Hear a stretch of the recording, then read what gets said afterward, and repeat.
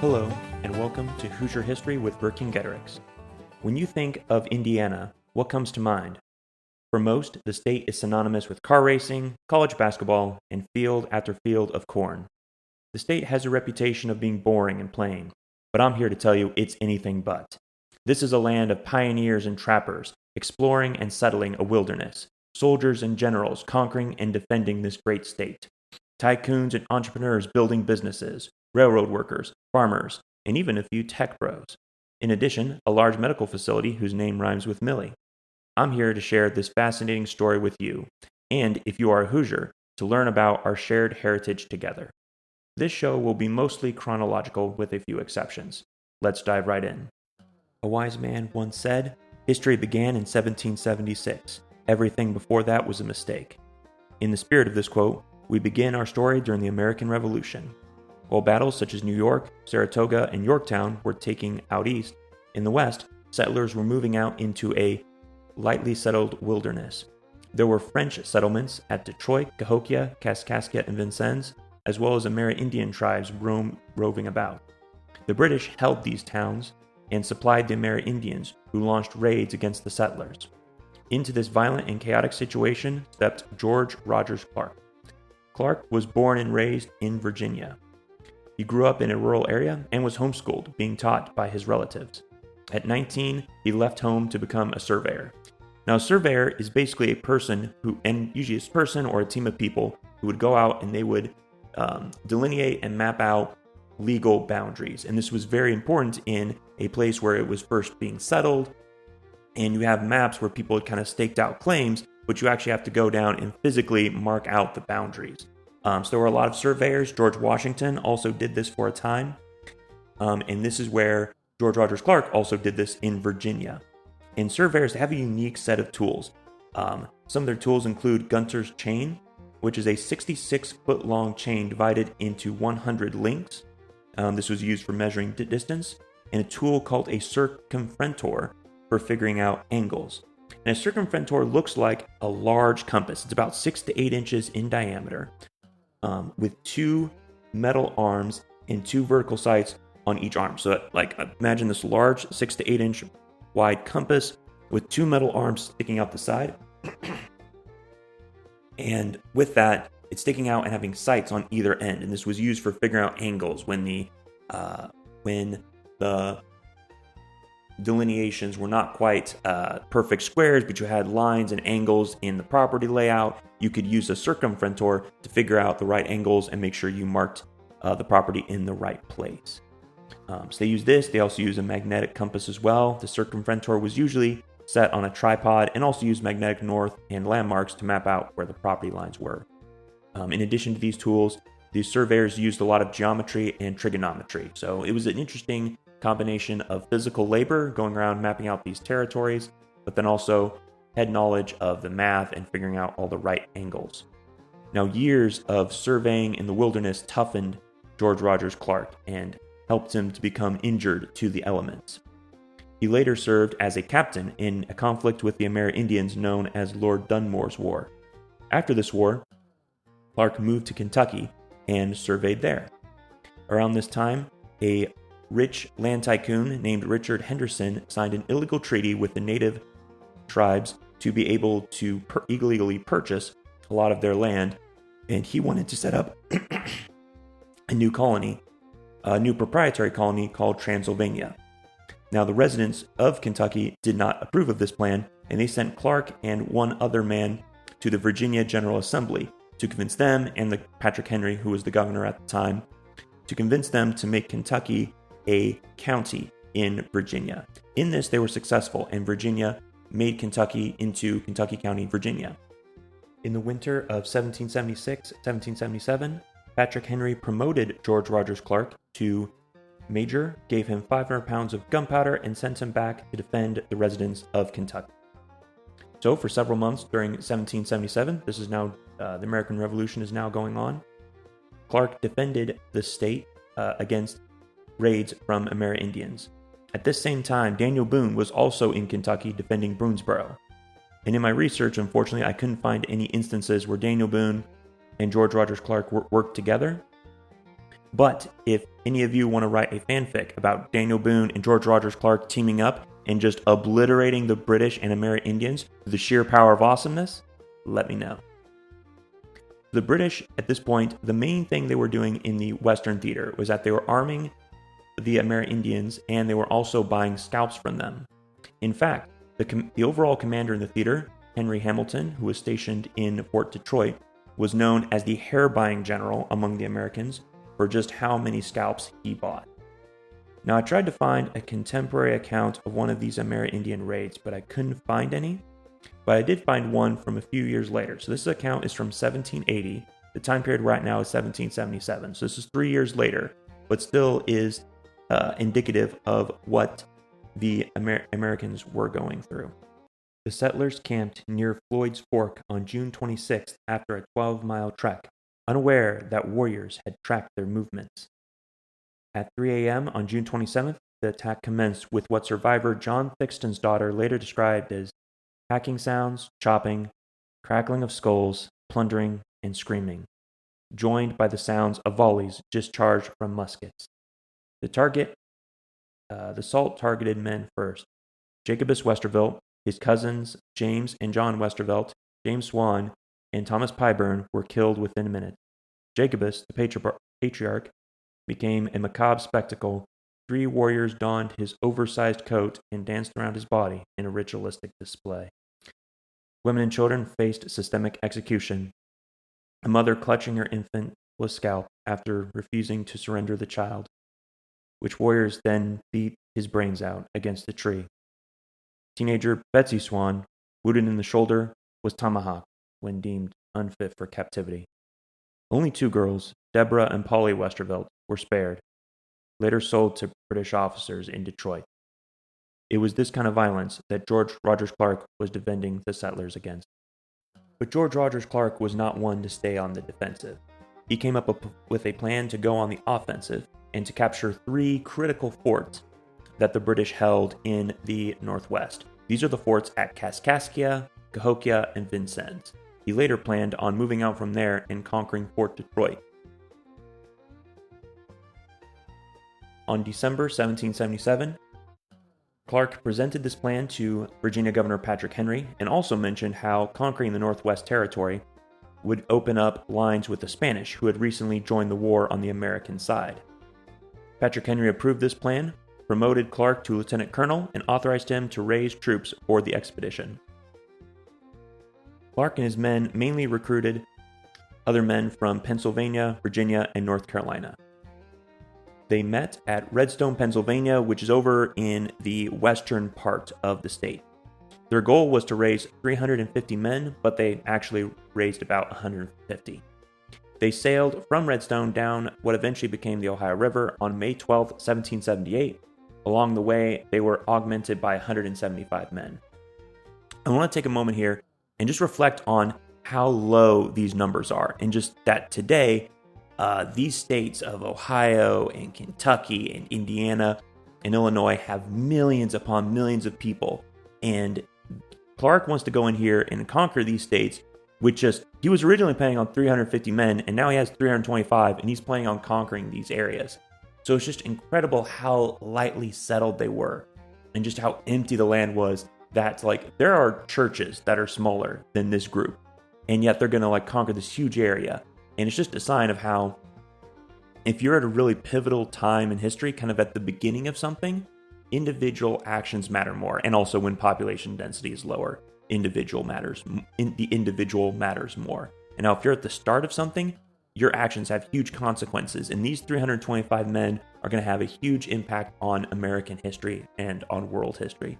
So it's just incredible that with the impact that they had, with their numbers being so low, and then also just George Rogers Clark's guts, that at this point in time, he's 25 years old. He's still a young man, and yet he's been prepared through surveying, through being a captain, through being a major. He's taken on responsibility. He's grown in that responsibility, and now he's, even at the age of 25, he's ready to take this offensive maneuver and accomplish this great task. And it's just incredible, the kind of growth and ambition and drive we see in him. So they traveled along the Ohio River, and for those who don't know, the Ohio River forms the southern boundary of Ohio, Indiana, and Illinois. start on Pennsylvania, and then they basically travel down the southern borders of what are today these 3 states. And they travel through, and they eventually stop in southern Illinois, and they decide to travel overland to Kaskaskia, which is the first village and fort they want to conquer. Now, Clark had earlier sent spies into this area, and the spies reported back to him that the fort was undefended and that the French townspeople were dissatisfied with British rule. Then Clark stopped at the abandoned fort of Fort Massac on the Ohio River, and then from there started traveling overland. This trip was 120 miles. They made it in 6 days, and they only had enough rations for the first 4 days and didn't eat any food the last 2 days. And this is just incredible. We're going to see this come up in the future as well. These frontiersmen are incredibly tough, but they do not do logistics well. And it's an interesting contrast with today's U.S. military, which is known for being extremely good with logistics. And the American military is known for making sure the troops have their food, shelter, and the equipment they need to prosecute the war effort. And I've heard the American military described as a logistics company that also occasionally engages in combat. So it's just interesting, the contrast there from what the U.S. military was going to be with these early U.S. military that's just a lot more just kind of just overcoming their logistical deficiencies with just grit. So they made that trip, and they surprised the commander at Kaskaskia, and they actually found him in his bedclothes, captured the fort, and the French people in the town, they promised them U.S. citizenship and mentioned the alliance between the Americans and the French, and that it was good enough for the townspeople, and they threw their support behind the Americans. After this, Clark sent Captain Bowman to Cahokia with a detachment of men to take that town, and then he also sent Captain Helm with a different detachment of men, aided by Father Pierre Jubal, who's an important French church person in that town. He dispatched them to Vincennes and to Fort Sackville in that area to conquer that town. Both these forts went down easy, and they had no problems conquering them. After this, Clark gathered the local Amerindians together and made a speech to them, and I have a quote from that here that kind of shows who Clark is, who he's portraying himself to be, and how he's prosecuting this conflict. Quote, "Men and warriors, pay attention. You informed me yesterday that the Great Spirit had brought us together, which you had hoped was good as he is good. I also have the same hope, and whatever may be agreed upon by us at the present time, whether for peace or war, I expect each party will strictly adhere to, and henceforward prove ourselves worthy of the attention of the Great Spirit. I am a man and a warrior, not a counselor. I carry war in my right hand and in my left peace. I was sent by the Great Council of the Big Knives means Virginians, and their friends to take control of all the towns the English possess in this country, and to remain here watching the conduct of the red men. I was sent to bloody the paths of those who continue the effort to stop the course of the rivers, but to cleat the roads that lead from us to those who wish to be in friendship with us, in order that the women and children may walk in them without anything being in the way to strike their feet against." Unquote. So Clark here is telling the Amerindians that if you work with us and respect us, we'll respect you, things will go well for you. But if you fight against us, you will suffer the consequences. While Clark was in Kaskaskia, the Henry Fairbury Hamilton up in Detroit heard that these forts had fallen and organized a counter-expedition. This was a mix of British regulars, militia, and Amerindian allies. They traveled down south and recaptured Vincennes and Fort Sackville, taking Captain Helm and his men prisoner in December. After this, Henry Hamilton decided that it was too cold to continue the conflict, kept the regulars in Vincennes, sent the militia and most of the Amerindians home, and decided that he would wait out the winter in Vincennes and then continue the conflict campaign in the spring. In late January, Clark realized that Vincennes had been recaptured. Instead of waiting for spring, George Rogers Clark decided to launch a surprise winter assault. On February 6th, he set out from Kaskaskia with 170 men. The trip from Kaskaskia to Vincennes was 180 miles, and under normal circumstances could be made in 5 to 6 days. But these were not normal circumstances. Over the course of 17 days, these men struggled through flooded plains, oftentimes coming with the water coming up to their shoulders, camping on the few patches of dry ground they could find. When they reached the Wabash River, about less than 10 miles from Vincennes, they were out of food. They then spent 3 days building boats, traveled across the river, and kept marching forward, marching through more flooded plains with the water again coming up to their shoulders. At this point, I want to reflect on why did they do it? Why were these people going through so much pain and discomfort? And there are 3 main reasons. First is vengeance for frontier atrocities. The Journal of Joseph Bowman repeatedly emphasizes the soldiers' determination to avenge atrocities committed against American settlers in the Kentucky backcountry. On February 23, 1779, as Clark's men waded through the flooded Horseshoe Plain near Vincennes, Bowman noted their resolve, quote, "Never were men so animated with the thought of avenging the wrongs done to the back settlements as this small army was," unquote.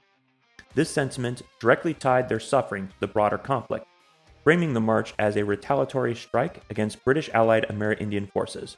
The wrongs referenced included the scalping raids orchestrated by British Lieutenant Governor Henry Hamilton. The secondary account from the Journal of the American Revolution corroborates this motive, stating that Clark's mission was explicitly designed to, quote, "revenge the injury and punish the aggressors by carrying the war into their own country," unquote.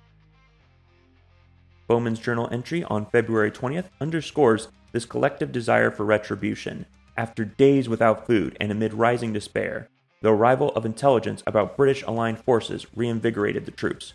Quote, "Captain Willing's brother, who was taken in the fort, had made his escape to us, and that one Masonville, with a party of Indians, was then 7 days in pursuit of him," unquote. The men's willingness to press onward despite starvation suggests their hatred of Hamilton's network outweighed their physical limits. Second reason is commitment to liberty and frontier sovereignty. Bowman's journal concludes with a reflective passage that elevates the campaign beyond mere retaliation. Quote, "Their posterity may know the difficulty their forefathers have gone through for their liberty and freedom. Particularly the back settlers of Virginia may bless the day they sent out such a commander," unquote. This ideological framing positions Clark's men as defenders of nascent American identity, struggling to secure territorial and political autonomy against British encroachment. The phrase liberty and freedom recurs as a mantra, reflecting Enlightenment-era ideals that permeated revolutionary rhetoric. Clark's proclamation to the residents of Vincennes, quoted by Bowman, further illustrates the ideological battleground. Quote, "Those who are true friends of liberty may depend on being well treated, and I once more request them to keep out of the streets, for everyone that I find in arms on my arrival shall be treated as an enemy," unquote. By distinguishing between the true citizens loyal to liberty and collaborators with the British murderers, Clark's rhetoric galvanized his men as champions of a moral cause. Their journal's closing praise of Clark's leadership, "Persevering and steadiness will surmount them all," references the fusion of personal endurance and revolutionary purpose. Bowman's meticulous daily entries document an almost surreal litany of hardships: crossing rivers breast high in freezing water, subsisting for days without food, and marching through endless plains submerged under floodwaters. On February 8th, he wrote, quote, "Made a good march for about 9 hours. The road very bad, with mud and water. Pinched our camp in a square, baggage in the middle, every company to guard their own squares," unquote. The journal's matter-of-fact tone belies the extreme conditions, suggesting a normalization of suffering in service of the mission. The February 18th entry captures a pivotal moment of crisis. Quote, "Our provisions began to be short. Many of the men much cast down, particularly the volunteers. No provisions of any sort, now 2 days. Hard fortune," unquote. Yet, even as morale wavered, the men's persistence underscored their commitment. The secondary source notes that Clark's force marched through a morass of flooded plains, with water often 2 to 4 feet deep, a trial that would have broken less determined troops. That the journal consistently returns to the themes of unity, e.g., the whole army being over, we encamped, highlights communal resilience as a counterweight to despair. Lastly, we have leadership and cult of personality. Bowman's journal and the secondary analysis both stress George Rogers Clark's extraordinary leadership in maintaining cohesion. On February 22nd, as starvation and exhaustion threatened mutiny, quote, Clark encouraged his men, which gave them great spirits, unquote. Clark's decision to lead the final wade through chest-high water personally, Colonel Clark being first, symbolized his willingness to share in every hardship, fostering loyalty. The Journal of the American Revolution article notes Clark's audaciously aggressive tactics, which, while risky, electrified his men with a sense of destiny. Clark's psychological warfare against Hamilton further illustrates his strategic brilliance. His letter to Vincennes' inhabitants, transcribed by Bowman, blended threats with appeals to liberty. Quote, beware of destroying stores of any kind, or any papers or letters that are in your possession. For, by heavens, if you do, there shall be no mercy shown to you. Unquote. This duality, offering clemency to collaborators while vowing ruthlessness against his enemies, cemented Clark's reputation as a leader whose boldness matched his strategic acumen. These guys were extremely hardcore. When they were 4 miles out from Vincennes, they found a canoe with food that they used to strengthen the weakest among them. They captured from some French settlers, who told them that the British were unaware of their presence. On February 23rd, Clark and his men entered Vincennes. The French settlers welcomed them as liberators, but the British regulars and Henry Hamilton were able to hold on to Fort Sackville. After this, Clark began operations. He first started marching his men to and fro behind a hill in front of the fort with enough flags for 500 men. This was done in order to trick Henry Hamilton into thinking Clark's force was larger than it actually was. Also, the extremely accurate rifle fire of the frontiersmen took their toll on the British regulars. George Rogers Clark also began tunneling operations from the riverbank underneath the walls to blow them up, and with the additional objective of tunneling underneath the magazine and blowing that up. In addition, he brought out 5 captured Amerindian warriors in front of the fort and had them executed with tomahawk. I couldn't find exact sources on the reasoning for this, but I imagine it was a warning to the British to what would happen to them if they did not surrender, and a warning to the British Amerindian allies that the British could not defend them from the wrath of the American. After 3 days, Henry Hamilton chose to surrender. Hamilton wrote in his journal, quote, the mortification, disappointment, and indignation I felt may possibly be conceived, unquote. After this, Clark was known as the Conqueror of the Old Northwest. He wanted to push on to Detroit, but he never got the men and material to attempt that operation. However, the British were never able to retake the forts and towns at Kaskaskia, Cahokia, and Vincennes. The Americans were able to use this as leverage to get the Northwest Territory in the Treaty of Paris. But an explanation of the Treaty of Paris and the negotiations that took place leading up to that treaty will have to wait for next episode. If you like this episode, please like and subscribe. If you have questions or comments, you can email them to verkingederickx181@gmail.com. I will have the email in the episode description. And eventually, if I get enough questions, I will have a Q&A episode. Until next time, take care.